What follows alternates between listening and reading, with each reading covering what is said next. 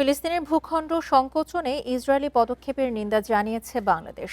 Saudi আরবের জেদ্দায় OIC পররাষ্ট্রমন্ত্রী পর্যায়ের বৈঠকে বাংলাদেশের পক্ষে নিন্দা জ্ঞাপন করেন পররাষ্ট্রমন্ত্রী খলিলুর রহমান। এ নিয়ে আলোচনা করতে আমাদের সাথে যোগ দিচ্ছেন চট্টগ্রাম বিশ্ববিদ্যালয়ের আন্তর্জাতিক সম্পর্ক বিভাগের প্রফেসর জনাব ফরিদুল আলম। জনাব ফরিদুল আলম, আপনাকে স্বাগত জানাচ্ছি বিরতিহীন ইন্ডিপেন্ডেন্ট সংবাদে। শুরুতেই জানতে চাই যে ফিলিস্তিনের ভূখণ্ড যেভাবে ইসরায়েল অধিগ্রহণ করছে, এতে তো আর ভূখণ্ডই থাকবে না। আপনার কি মতামত? আপনাকে ধন্যবাদ। 2023 সালের যে যুদ্ধটি শুরু হয়েছে গাজা এবং হামাসের মধ্যে যে যুদ্ধ, সেই যুদ্ধের পর থেকে ইসরায়েল একের পর এক যে হামলাগুলো করছে এবং এর মধ্যে কয়েক দফা যুদ্ধ বিরতিও হয়েছিল, কিন্তু দুঃখজনক হলেও সত্য, বিকাশ পেমেন্টে 10,000 টাকার বেশি অফার। শপিং চলছে তো। যে যুদ্ধ বিরতি চুক্তিগুলো শেষ হওয়ার পর এবং কিছু কিছু ক্ষেত্রে যুদ্ধ বিরতিকে লঙ্ঘন করে ইসরায়েল হামলা করেছে এবং সাম্প্রতিক সময়ে যে হামলাটি এখনো পর্যন্ত ইসরায়েল জারি রেখেছে, সেটিও কিন্তু একটি যুদ্ধ বিরতি সত্ত্বেও এই হামলাটি পরিচালনা করে হয়ে আসছে। এখানে একটি মজার বিষয় হচ্ছে যে ইসরায়েল যে আপনার ফিলিস্তিন ভূখণ্ডের উপর একের পর এক যে হামলাটি করছে, বিশেষ করে গাজার সাথে গাজা ইস্যু নিয়ে হামাস এবং ইসরায়েলের মধ্যকার যে সংকট বা দ্বন্দ্ব, এই দ্বন্দ্বের মধ্যে কিন্তু মার্কিন যুক্তরাষ্ট্রের একটি পক্ষ হয়ে তারা তাদের ভাষায় নিরপেক্ষ ভূমিকা পালন করে একটা চুক্তি স্বাক্ষরের মাধ্যমে এইটিকে মিনিমাইজ করার চেষ্টা করা সত্ত্বেও আমরা যেটা দেখতে পাচ্ছি, একের পর এক মার্কিন যুক্তরাষ্ট্রের পক্ষ থেকে ফিলিস্তিনের বিষয় নিয়ে এটিকে ইগনোর করে ইসরায়েলকে যেভাবে সমর্থন দেওয়া হচ্ছে এবং এই সমর্থন পেয়ে ইসরায়েল এই হামলাটি পরিচালনা করে আসছে এবং মধ্যপ্রাচ্যকে, বিশেষ করে গাজাকে তাদের নিজেদের শাসনে আর পরিচালিত হতে দেওয়া যাবে না, এই ধরনের একটি চুক্তির মাধ্যমে ট্রাম্পের বিরুদ্ধে আলোকে যে সাম্প্রতিক শান্তি চুক্তি স্বাক্ষর হয়েছে, সেখানে কিন্তু একটি বিষয়ের যেটি রয়েছে, যদিও সেটি 20 দফা চুক্তির মধ্যে আসেনি, সেটা হচ্ছে গাজাকে মধ্যপ্রাচ্যে রিবেরা করতে চান ডোনাল্ড ট্রাম্প। সেরকম একটি স্বপ্ন বা ইচ্ছা তার মধ্যে ছিল। সেই রিবারে হচ্ছে বিলাসবহুল পর্যটন কেন্দ্র, অর্থাৎ গাজাকে পুনর্গঠন করে সেটিকে তারা আন্তর্জাতিক একটি কমিটির মাধ্যমে বা কাউন্সিলের মাধ্যমে পরিচালনা করবেন, বোর্ড অফ পিস যেটিকে তারা নাম দিয়েছেন, সেটির মাধ্যমে পরিচালনা করবেন। সাম্প্রতিক সময়ে তারা বলেছেন যে $7 বিলিয়ন তারা গাজার পুনর্গঠনের সহায়তা করবেন। এর মাধ্যমে যেটি বোঝা যাচ্ছে যে গাজাকে আসলে আর গাজার মাধ্যমে শাসন করতে দেওয়া হবে। ইসরায়েল যে একের পর এক গাজার ভূমিগুলোকে দখল করে নিয়েছে, সেটি কিন্তু নিশ্চিত রয়েছে মার্কিন যুক্তরাষ্ট্র সহ পশ্চিমা শক্তিগুলো। এবং এর মধ্য দিয়ে আমরা যেটা দেখতে পাচ্ছি যে ইসরায়েলের যে দখলদারি মনোভাব, সেই দখলদারি মনোভাবের বিরুদ্ধে কিন্তু আন্তর্জাতিক কোনো তৎপরতা নেই এবং এর ফলে যেটি হচ্ছে একের পর এক এই যে সমস্যাগুলো সংকটগুলো বেড়ে যাচ্ছে এবং আমরা যেটা দেখতে পাচ্ছি এবং আপনি যেটি বললেন যে ভূখণ্ড দখল জনাব করে নিয়ে ফরিদুল যাচ্ছে। আলম, আরেকটি বিষয় একটু জানতে চাই। ইসরায়েলি কর্মকাণ্ডের নিন্দা জানিয়েছে বাংলাদেশ, এছাড়া স্বাধীন ফিলিস্তিন রাষ্ট্রের প্রতিও সমর্থন জানিয়েছে, কিন্তু আরব দেশগুলো তো তেমন কোনো ভূমিকাই রাখছে না। এর পেছনে কারণটা কি?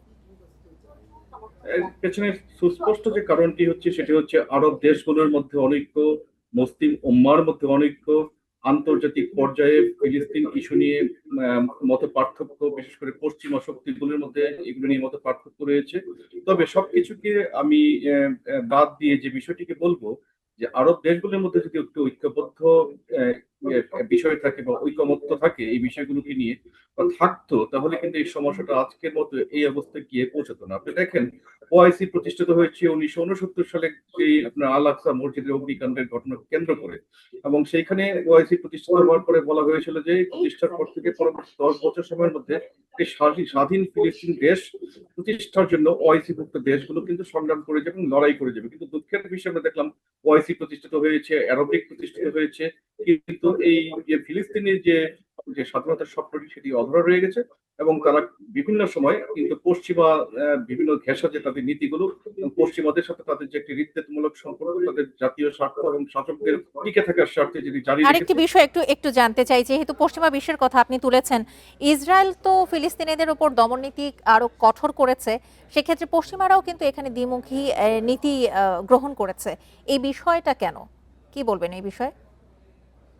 পশ্চিমাদের দ্বিমুখী নীতির কথা আপনি যেটি বললেন, যে পশ্চিমারা একদিক দিয়ে বলছে যে তোমরা যুদ্ধ থামাও, আরেক দিক দিয়ে গোপনে গোপনে যে যুদ্ধের জন্য যে সহায়তা করে আসছে, এটির পেছনে সবচেয়ে বড় যে সেই কারণটি হচ্ছে মধ্যপ্রাচ্যে ইসরায়েল হচ্ছে মার্কিন যুক্তরাষ্ট্রের একটি প্রক্সি স্টেট আমরা বলতে পারি। অনেক সময় আমরা যেটা বলা হয় যে ইরানের প্রক্সি হচ্ছে হামাস এবং হিজবুল্লাহ, সেরকম কিন্তু মার্কিন যুক্তরাষ্ট্রের প্রক্সি হিসাবে ইসরায়েল এখানে কাজ করছে। তো যখন সংকটটি সাংঘাতিক ভয়াবহ মাত্রায় চলে যায়, ভীষণ রকম রক্তক্ষয়ী সংঘর্ষের মতো একটি ঘটনা ঘটে, তখন যখন পশ্চিমারা এই সংঘর্ষটি থামিয়ে দেওয়ার কথা বলে, কিন্তু অন্যদিকে আমরা যেটা দেখলাম ইসরায়েলকে পুরোপুরিভাবে নিবৃত করা বা ইসরায়েলের যে আক্রমণের যে মাত্রাগুলো কমানো বা ইসরায়েল তার জাতীয় স্বার্থে বা তার নিজের স্বার্থ সিদ্ধির জন্য যেভাবে গাজার নিরীহ মানুষের উপর চড়াও হচ্ছে, এই বিষয়গুলো কিন্তু রোধ করার জন্য মতো কোনো পদক্ষেপ পশ্চিমা দেশগুলো নেয়নি। এবং ইতোমধ্যে কিন্তু আমরা যেটা দেখছি, গত প্রায় 3 বছরের যুদ্ধে 70,000-এর বেশি কিন্তু ফিলিস্তিনি মানুষ মারা গেছে, গাজার নিরীহ মানুষগুলো মারা গেছে, যার মধ্যে অধিকাংশই হচ্ছে নিরীহ নারী, শিশু, বৃদ্ধ, এরকম মানুষগুলো। সুতরাং এই যে বিষয়গুলো আমরা যেটা দেখতে পাচ্ছি সাম্প্রতিক সময়ে, মার্কিন যুক্তরাষ্ট্রের সাথে পশ্চিমা যে অপরাপর দেশগুলো আছে, যুক্তরাজ্য, ফ্রান্সের মতো দেশগুলোর স্বার্থগত মত পার্থক্যের কারণে অনেক ক্ষেত্রে দেখা যাচ্ছে তারা এই ফিলিস্তিন ইস্যু নিয়ে জোর গলায় কথা বললেও তারা বাস্তবিক অর্থে আমরা যেটা দেখছি যে ফিলিস্তিনি মানুষের পাশে দাঁড়ানোর মতো কোনো উদ্যোগ তারা গ্রহণ করছে না। কারণ ইসরায়েলের সাথে পশ্চিমা প্রত্যেকটি দেশেই স্বার্থ সংশ্লিষ্ট সম্পর্কের বিষয় এখানে একটি স্পষ্ট বিষয় রয়েছে। এবং এই বার্তাটি কিন্তু আমরা গ্রহণ করে যেটি বুঝতে পারি যে ফিলিস্তিনি সংকট এইভাবে সমাধান হওয়া সম্ভব নয়, যেটি হচ্ছে দ্বিরাষ্ট্রিক সমাধান, একমাত্র সমাধান। এই দ্বিরাষ্ট্রিক সমাধানের পক্ষে কিন্তু মার্কিন যুক্তরাষ্ট্র এগোচ্ছে না। মাঝে মাঝে পশ্চিমা অপরাপর শক্তিগুলো বললেও অনেক সময় দেখা যায় জাতীয় স্বার্থের কারণে মার্কিন যুক্তরাষ্ট্রের সাথে তারা মিলেমিশে তারা সেই লক্ষ্যে কিন্তু তারা কোনো কার্যকর উদ্যোগ গ্রহণ করে না। এবং যার কারণে আমরা যেটি দেখি জাতিসংঘেও এই লক্ষ্যে সুস্পষ্ট কোনো কার্যকর গ্রহণ করা হয়। এবং দুঃখের বিষয় হচ্ছে ফিলিস্তিনকে এখনো পর্যন্ত একটি পূর্ণাঙ্গ রাষ্ট্রের মর্যাদাও কিন্তু জাতিসংঘের সাধারণ পরিষদ থেকে দেওয়া হয়নি। এখনো পর্যন্ত একটা অবজারভার স্ট্যাটাস নিয়ে সে আছে। এই সবকিছু মিলে আমরা যেটি দেখতে পাচ্ছি যে ইসরায়েলকে রক্ষা করতে গিয়ে পশ্চিমা দেশগুলোর কাছে যার যার জাতীয় স্বার্থকে রক্ষা করতে গিয়ে আমরা যেটি দেখলাম ফিলিস্তিনি ইস্যুটিকে তারা বারবার পাশ কাটিয়ে আসছে। জনাব ফরিদুল আলম, আপনাকে অসংখ্য ধন্যবাদ আমাদেরকে সময় দেবার জন্য।